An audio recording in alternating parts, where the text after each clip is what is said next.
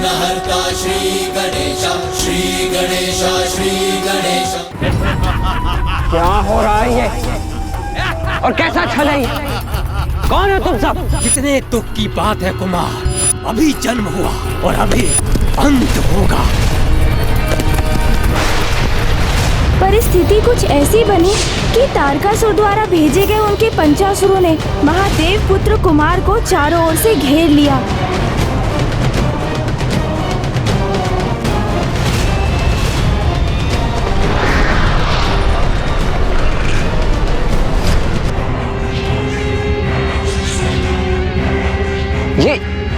ये क्या कर रहे हैं आप सभी?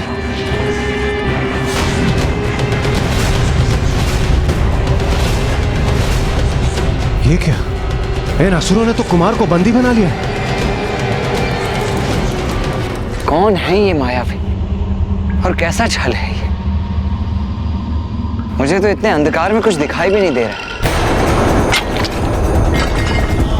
ये कैसा अप्रिय आभास हो रहा है मुझे, जैसे मेरी श्वास ही बाधित हो रही हो।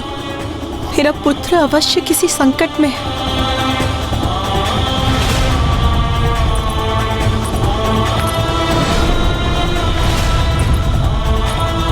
नाथ, नाथ, हमारा पुत्र संकट में। एक माँ की ही अंतर्दृष्टि इतनी सशक्त होती है कि दूर होकर भी उसे उसकी संतान पर आए संकट का भान हो जाता है और उसका हृदय व्याकुल हो उठता है।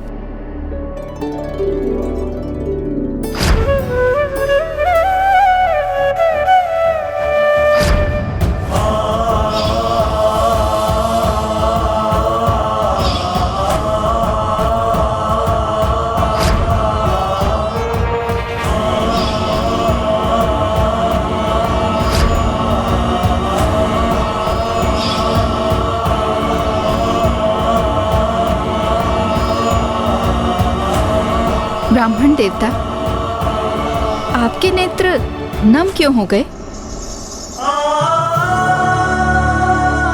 कितना अद्भुत स्नेह संबंध होता है ना एक माता और पुत्र का। माता पार्वती की तो उनके पुत्र से भेंट तक नहीं हुई थी, किंतु जैसे ही कुमार पर संकट छाया, माता को उसका आभास हो गया। हाँ, संतान के प्रति माता का अनुपम प्रेम तो संपूर्ण प्रकृति में सबसे अनूठा है। उन पंचा असुरों ने कुमार कार्तिकेय को वहीं रखा जहां वो चाहते थे, अपने बंधन में। किंतु माता पार्वती और महादेव भी इस घटना से अनभिज्ञ नहीं थे। तब तो अवश्य महादेव का क्रोध जागृत हुआ होगा। वो चाहते तो अपनी क्रोधाग्नि से क्षण भर में पंचासुरों को भस्म कर देते, है ना ब्राह्मण देवता? तो फिर क्या किया महादेव ने? कुछ उन्होंने कुछ नहीं किया। तो फिर महादेव पुत्र ने अपनी रक्षा कैसे की ब्राह्मण देवता?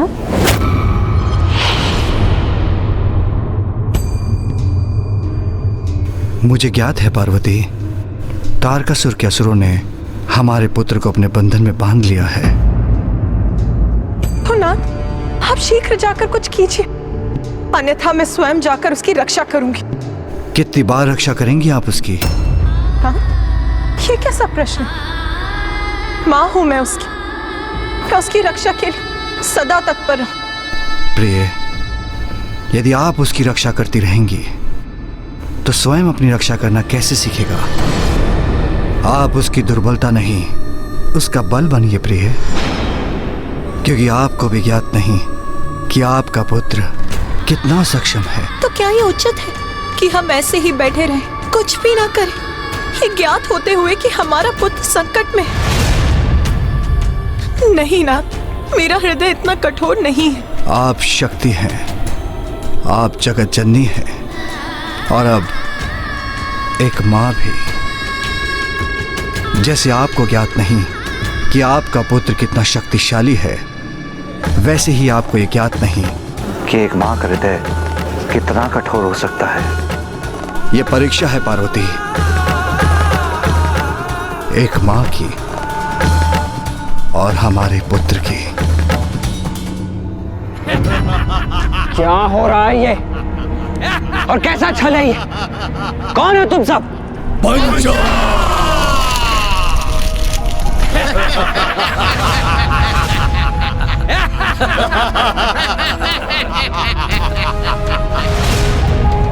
मुझे यहाँ क्यों फंसाया है तुम लोगों ने?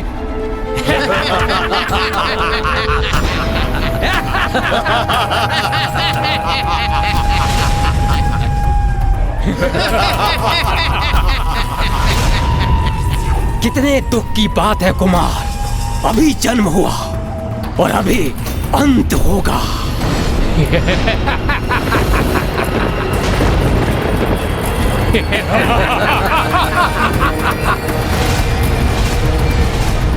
मुझसे क्या शत्रुता है तुम्हारी?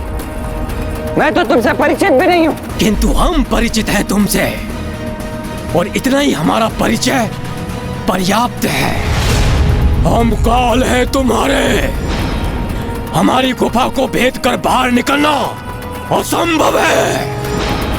क्योंकि असुर गुरु शुक्राचार्य से वरदान प्राप्त है हमें। पंचासुर है हम पांचों की इस गुफा में बंदी, कोई भी यहाँ से मुक्त नहीं हो सकता।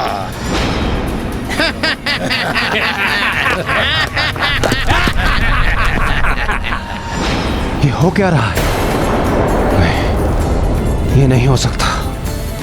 कुमार को शीघ्र ही गुफा से बाहर आने का कोई उपाय ढूंढना होगा।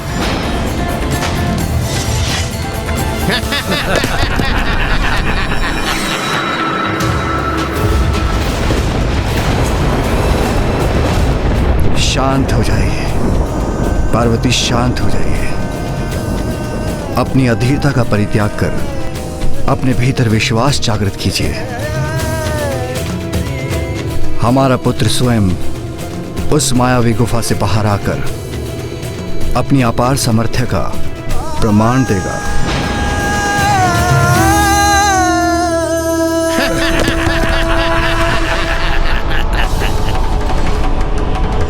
कुछ तो उपाय अवश्य होगा इस गुफा से बाहर निकलने का। मुझे शीघ्रता करनी होगी। उचित है, तुम्हारा नेत्र बंद करना ही उचित है, क्योंकि अत्यंत भयंकर होती है मृत्यु। और तुम ठहरे नीरे कोमल हृदय बालक, मृत्यु दर्शन बहुत कष्टदायी होगा तुम्हारे लिए। तुम्हारा अंत निश्चित है कुमार, क्योंकि हम पंचासुरों को मिला वरदान निरर्थक नहीं हो सकता। और हम पंचासुर जब तक एक दूसरे से विलग नहीं होते, तब तक ये गुफा ऐसे ही स्थिर रहेगी, स्थिर रहेगी। जब तक एक दूसरे से विलग नहीं होते, तब तक ये गुफा ऐसे ही स्थिर रहेगी। क्या क्या कहा तुमने? 5 असुर?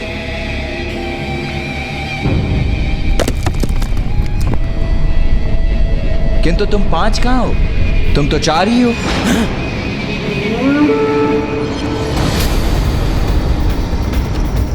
मूर्ख कुमार, हम 5 ही हैं। नहीं नहीं, असत्य कह रहे हो तुम। मिथ्या है तुम्हारे वचन।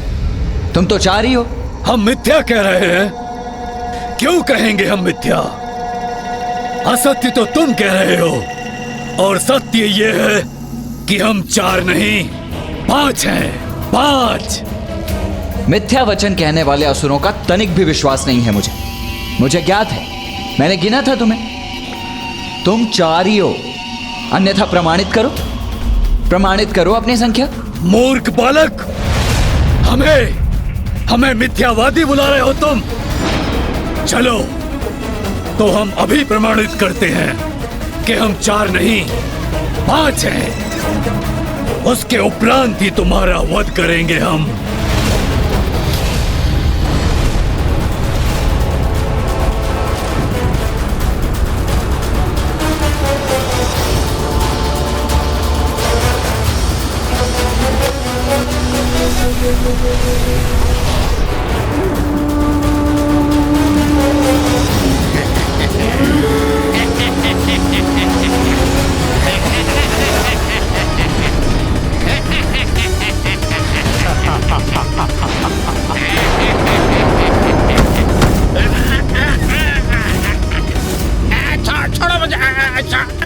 रहे हो तुम? छोड़ो मुझे! बचाओ!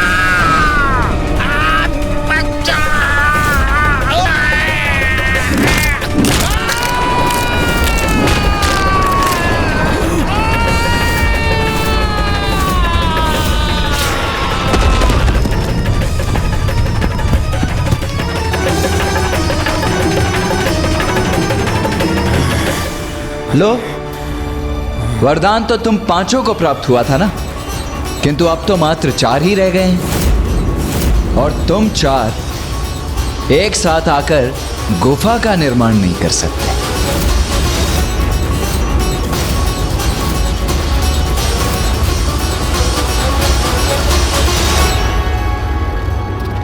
आपने देखा इंद्रदेव, कुमार ने कितनी कुशलता से इस असुर का संहार किया। अब तो आपको विश्वास हो गया ना कि इसी प्रकार वो तारकासुर का भी सर्वनाश करेंगे। अभी तो केवल एक ही तुच्छ असुर का अंत किया है कुमार ने। अभी भी 4 असुर शेष हैं, जो कि मुझे बहुत ही क्रोधित प्रतीत हो रहे हैं, जो अपने मृत मित्र का प्रतिशोध लेने के लिए तत्पर हैं। जबकि कुमार के पास न कोई शस्त्र और ना ही हमारी भांति कोई अनुभव।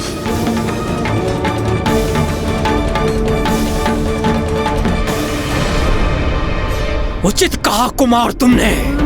हम 4 गुफा का निर्माण नहीं कर सकते, किंतु हम भी दिखाएंगे कि हम 4 क्या कर सकते हैं।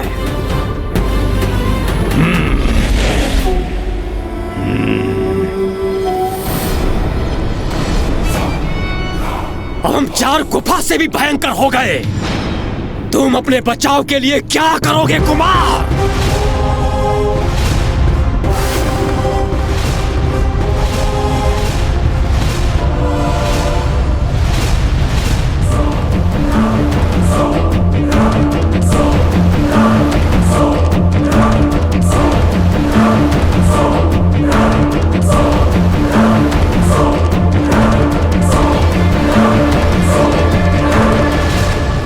स्वामी, कोई आयुध नहीं है मेरे पुत्र के पास, और उन असुरों के 8 हाथों में 8 घातक आयुध।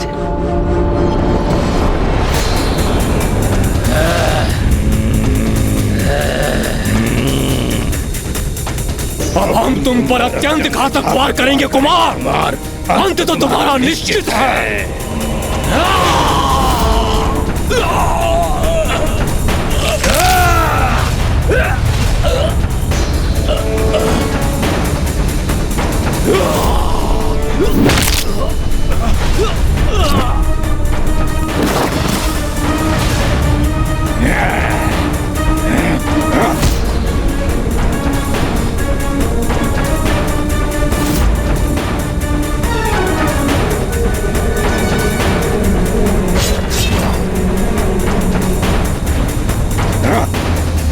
कब तक बचोगे हमारे प्रहार से?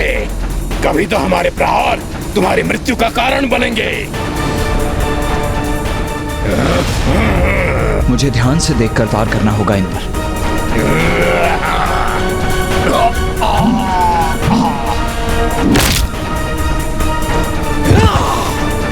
बहुत हुआ कुमार, अब तुम्हारी मृत्यु से हम इस क्रीड़ा का अंत करेंगे।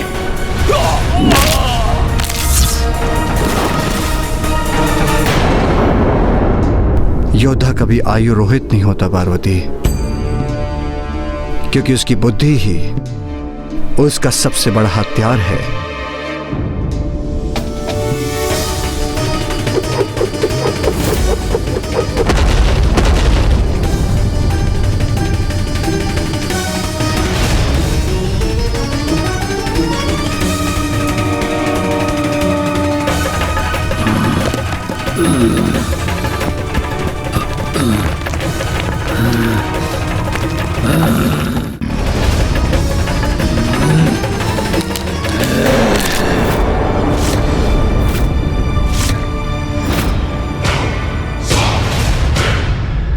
कैलाश जाना है तो हम पहुंचाएंगे, किंतु जीवित नहीं, मृत।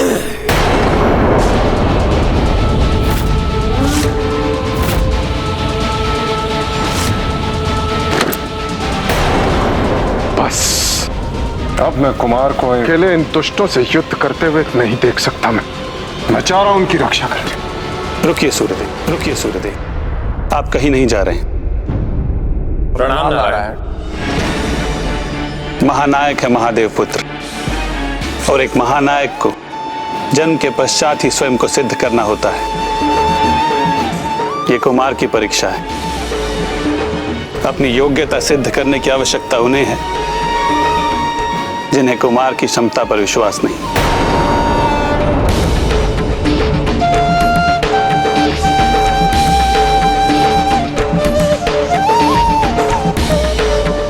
रुको, रुको, रुको, रुको।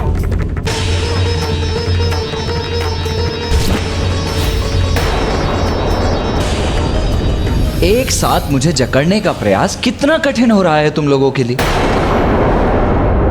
तुम सभी एक बार निर्धारित क्यों नहीं कर लेते कि तुम में से कौन मुझे अपनी भुजाओं में जकड़कर मेरा वध करेगा? अर्थात? अरे इतना अनिश्चय जो है तुम्हारे मध्य में, कौन मुझे पकड़ेगा, कौन मेरा वध करेगा, ये निश्चित ही नहीं है। यदि तुम मुझे पकड़ने में सफल हो भी जाते हो तो तुम में से कौन मेरा वध करेगा ये ज्ञात भी है तुम्हें, क्योंकि मुझे अपना आहार तो तुम में से कोई एक ही बना सकता है ना, और वो अधिकार तो उसी का होता है जो सबसे अग्रणी हो और समूह का नायक हो। तो सर्वप्रथम ये निर्धारित कर लो कि तुम में से यहां नेतृत्व कौन कर रहा है।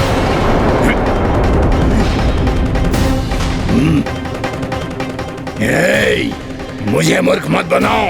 तुम अपने शब्दों की ब्रह्मजाल में हमें फंसाने का प्रयास कर रहे हो, किंतु इस बार तुम्हारी इस चाल से हम भटकने वाले नहीं हैं। अरे नहीं नहीं, मैं फंसा कहाँ रहा हूँ। मैं तो बस इतना कह रहा हूँ कि अपना नेतृत्व निर्धारित कर लो, जिससे भविष्य में कोई दुविधा ना हो और सब कुछ स्पष्ट रहे। इसमें निर्णय क्या लेना है? इस समूह का नायक मैं हूँ।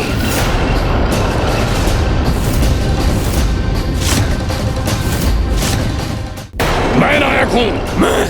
मैं हूँ नायक, मैं हूँ नायक। नहीं, मैं हूँ नायक।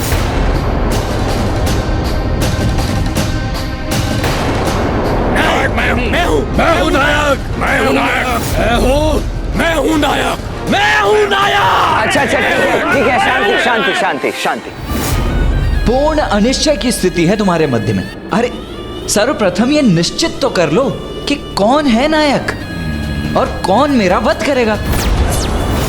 तब तक मैं थोड़ा विश्राम कर लेता हूं। मैं हूं नायक। एक मां सुर तो रहा नहीं, द्विधा सुर तो मैं हूं ना, तो नायक मैं हूं ना। क्यों? तुम क्यों हो गए हमारे नायक? हमारे समूह में सबसे बलशाली मैं हूं, इसलिए इस समूह का अग्रणी मैं ही रहूंगा। कैसा नरकल प्रलाप है ये? बुद्धि तो सर्वाधिक मेरी कुशाग्र है, तो नायक तो मैं ही रहूंगा ना। शांत हो जाओ तुम सभी। मैं नायक हूँ क्योंकि तुम सबसे ज्यादा शक्तिशाली मैं हूँ। मेरी शक्ति के सामने तुम लोग नहीं टिक सकते, इसलिए तुम्हें मेरा नेतृत्व स्वीकार करना होगा। शक्तिशाली तुम नहीं, मैं हूँ।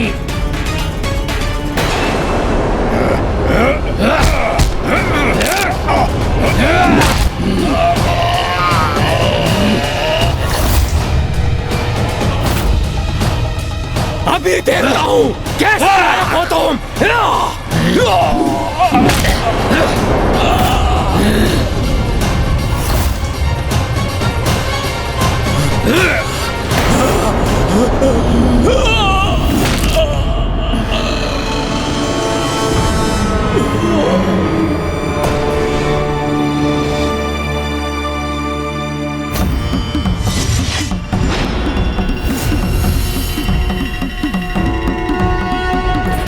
यही चाहते थे ना तुम कि हम सब आपस में लड़कर एक दूसरे का वध कर डालें, किंतु ये दुर्भाग्य है तुम्हारा कि अभी मैं शेष हूं।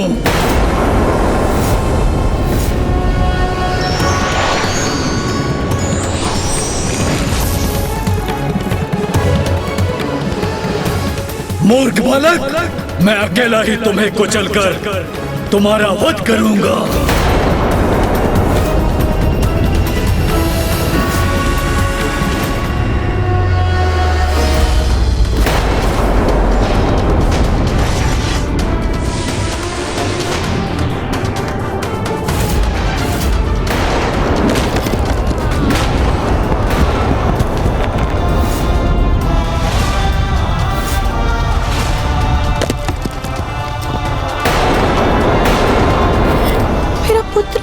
कहाँ है मेरा पुत्र?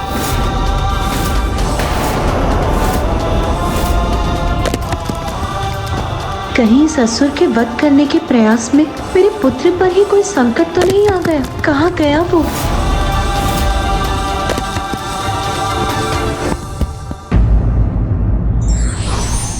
जो संकट बल से ना टले हो उसे युक्ति से टालने में ही समझदारी है।